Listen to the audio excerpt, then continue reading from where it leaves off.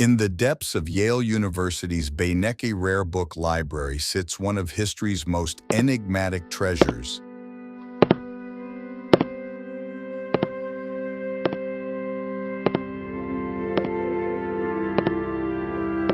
A medieval manuscript that has confounded scholars, cryptographers, and linguists for over a century. Written in an unknown script illustrated with bizarre drawings of unidentifiable plants, astronomical diagrams, and mysterious nude figures, this 240-page vellum codex refuses to yield its secrets. This is the Voynich Manuscript, named after the Polish book dealer who brought it to modern attention in 1912. A book that may contain lost knowledge of medieval science, an elaborate hoax, or something far more extraordinary.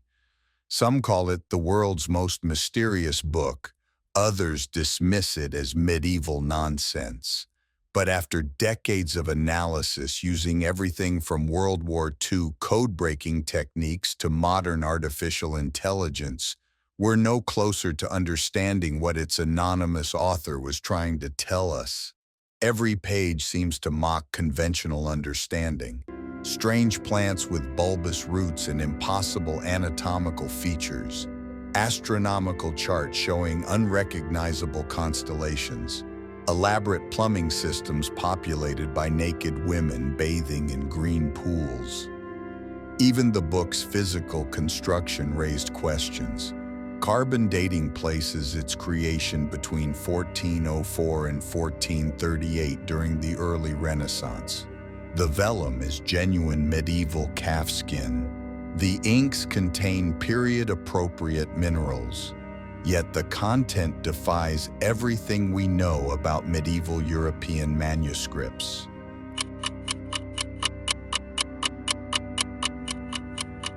The manuscript's journey to fame began in 1912, when Wilfrid Voynich, a Polish revolutionary turned antiquarian, acquired it from the Jesuit college at Frascati near Rome. The Jesuits claimed the book had been in their possession since at least the late 16th century, when it allegedly belonged to Holy Roman Emperor Rudolph II, who reportedly paid 600 gold ducats for it, equivalent to tens of thousands of dollars today.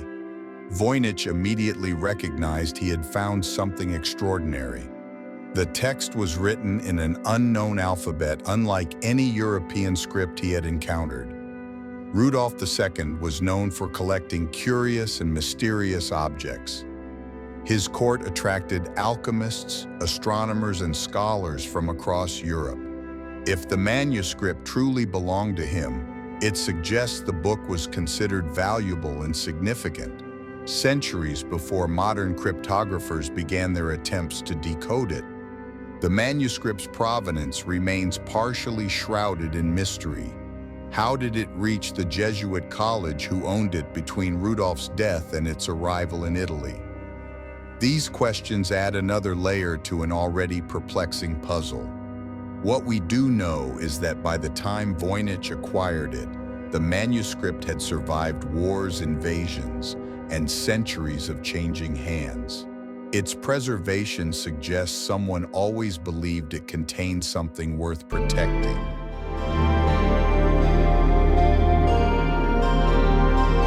The text is organized into distinct sections that scholars have categorized based on their illustrations. The botanical section comprises roughly half the manuscript, featuring detailed drawings of plants that don't exist. Each illustration is accompanied by short paragraphs of text in the mysterious script. Many plants appear to be fantastical hybrids combining recognizable elements like leaves or flowers with impossible anatomical features, roots that spiral into complex knots, stems that branch like blood vessels, flowers that resemble human organs. The astronomical section contains circular diagrams, zodiacal symbols, and calendar-like arrangements. Some pages show what appear to be star charts or celestial maps, but depicting constellations unknown to European astronomy. The biological section features the manuscript's most perplexing images, elaborate networks of tubes and vessels containing small, nude female figures.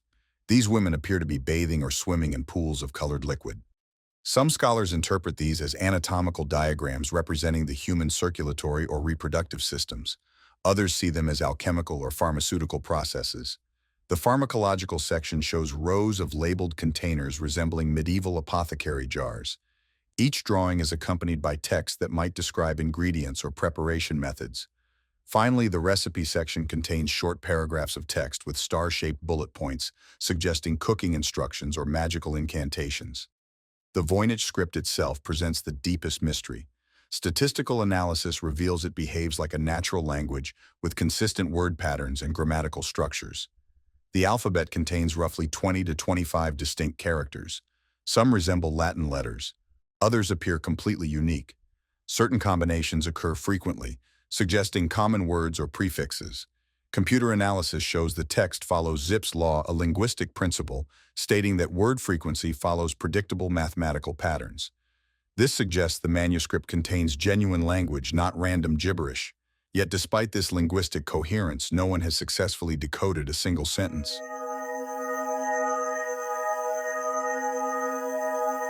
The manuscript attracted attention from some of history's greatest codebreakers. During World War II, William Friedman, the cryptographer who helped break Japanese diplomatic codes, spent years analyzing the Voynich text. Friedman assembled a team of experts who applied every known cryptographic technique to the manuscript. They found patterns and structures, but could never crack the code. In the 1960s, computer pioneer Gordon Rugg proposed that the manuscript might be an elaborate hoax created using period techniques. Rugg demonstrated how medieval scholars could have generated meaningless text that mimics natural language using simple grids and tables. His method produces text with statistical properties remarkably similar to the Voynich manuscript. Yet critics point out that creating 240 pages of consistent fake text would have required enormous effort and skill for no apparent financial gain. Recent technological advances have brought new tools to bear on the mystery. In 2017, artificial intelligence researchers at the University of Alberta fed the Voynich text into machine learning algorithms designed to identify languages.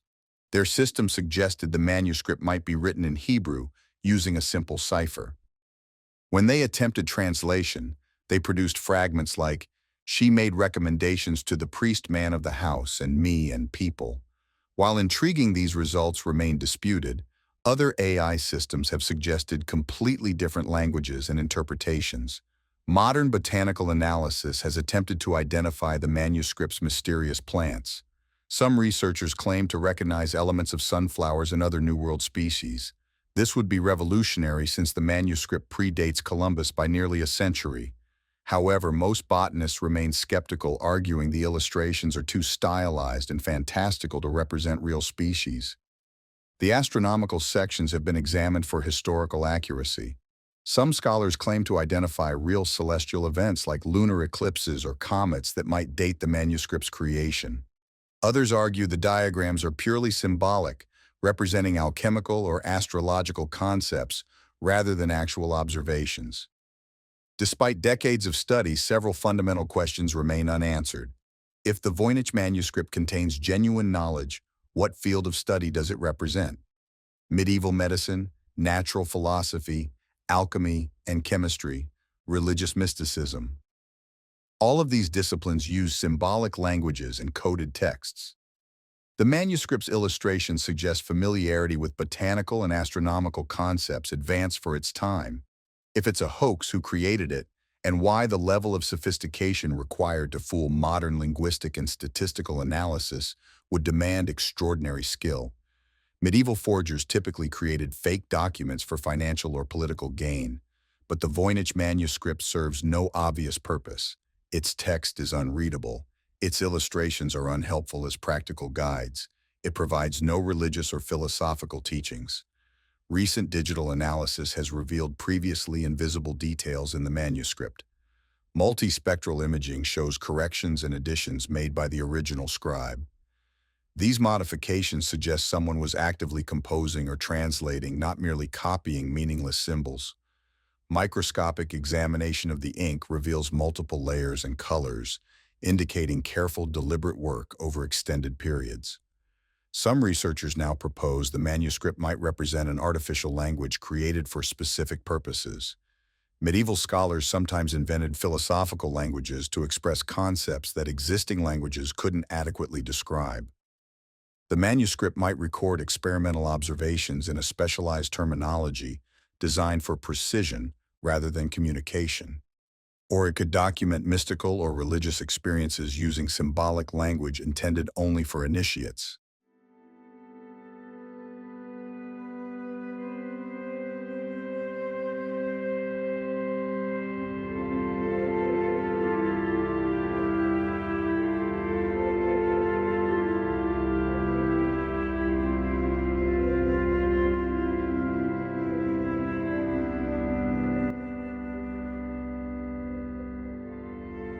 The Voynich Manuscript continues to attract amateur cryptographers and conspiracy theorists.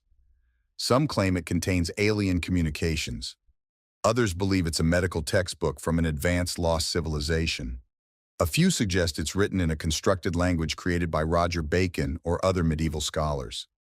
Despite these wild theories, serious researchers continue methodical analysis. New approaches include examining the manuscript's social and historical context. Rather than focusing solely on decryption, scholars are investigating who might have commissioned such an unusual book. The high-quality vellum and careful illustrations suggest significant financial investment. Medieval books were expensive luxury items. Someone believed this text was worth preserving.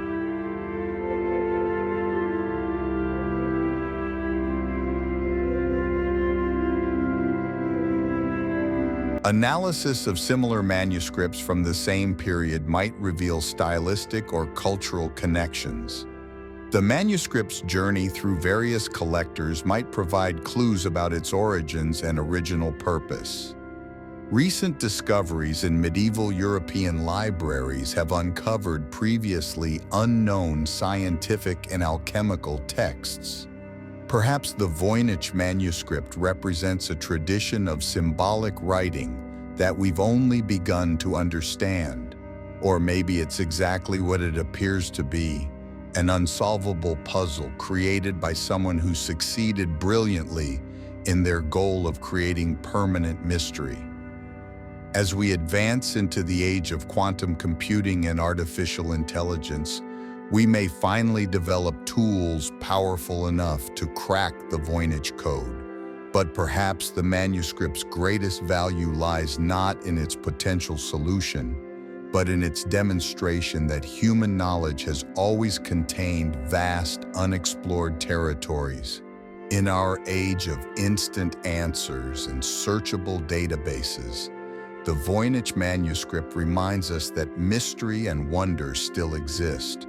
It stands as a testament to the limits of human understanding and the possibility that some secrets are meant to remain hidden. Whether it contains lost medieval wisdom, elaborate Renaissance humor, or something beyond our current comprehension, the book no one can read continues to read us, challenging our assumptions about knowledge, communication, and the nature of meaning itself.